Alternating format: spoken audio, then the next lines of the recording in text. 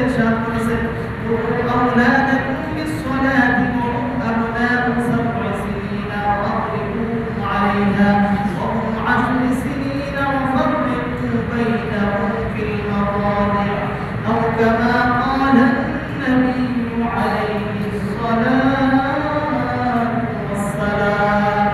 নবী আমার বলেন, হে আমার সাহাবীরা, হে আমার উম্মতেরা, শুনে রাখো তোমাদের সন্তানের বয়স যখন 7 বছর হবে, 9 বছর ধরে বলেন চিল্লা মারতে হবে, 9 বছর 7 বছর হবে, তখন থেকে তুমি তোমার সন্তানকে নামাজের জন্য মসজিদে নিয়ে যাবে। তোমার স্ত্রী তার মেয়েকে নিয়ে নামাজের সময় হয়ে গেলে বাড়িতে কথাবার্তা করে নামাজে দাঁড়িয়ে দেবে। সুবহানাল্লাহ। প্রত্যেকটা ব্যক্তি, প্রত্যেকটা পরিবারের সদস্য যারা পরিবার পরিচালনা করছে, বাবা আছে, মা আছে, তারা যদি প্রত্যেকের এই পন্থা অবলম্বন করে ছেলে সন্তানকে কখনো খারাপ হতে পারে, বলেন কখনো খারাপ হতে পারে সন্তান? জোরে বলতে হবে, সন্তান কখনো খারাপ হতে পারে?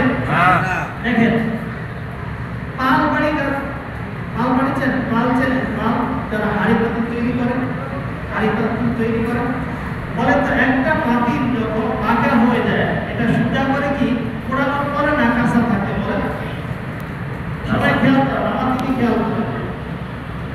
পালরা যখন একটা পাতিল তৈরি করে, এটা পাতিলটা যদি পাকা থাকে, এটা কি পোড়ানোর পরে সোজা করে না কাঁচা থাকতে সোজা করে? বলে কাঁচা থাকতে সোজা করে না? এখন ছেলে সন্তানের বয়স যখন অল্প থাকে, তখন তাকে আপনি সোজা করতে পারবেন, তখন আপনার সোজা করার সময়, তখন তার সোজা হওয়ার বয়স। সন্তানের বয়স যখন 12 পার হয়ে যাবে, 18 ক্লাস হয়ে যাবে, এরকম বয়স যখন হয়ে যাবে, আপনার 21 বছর বয়সী ছেলেকে আপনি যদি ডিরেক্টলি যদি বলেন যায় নামাজ পড়তে যান, কি নামাজে যাবেন? আপনাকে বকা দেবে। এর আগে সে কিন্তু নামাজে আসে না, মসজিদে আসে না।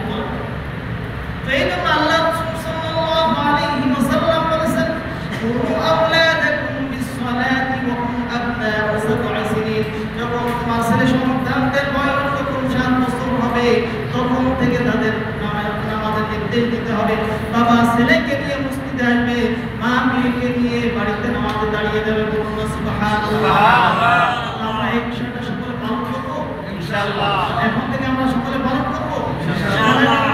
হাত ভাই ইনশাআল্লাহ। আল্লাহ তাআলা আমাদের সকলকে কবুল মঞ্জুর করেন, সকলকে আমিন।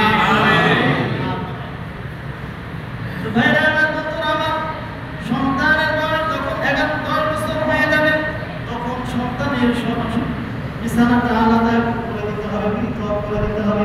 ভাইরা আমার, বন্ধুরা আমার, আমরা যখন এই কথা অবলম্বন করব, আল্লাহ রাসূল সাল্লাল্লাহু আলাইহি ওয়াসাল্লামের এই হাদিস আমল করব, তখন আমাদের ছেলে সন্তান আদর্শবান মানুষের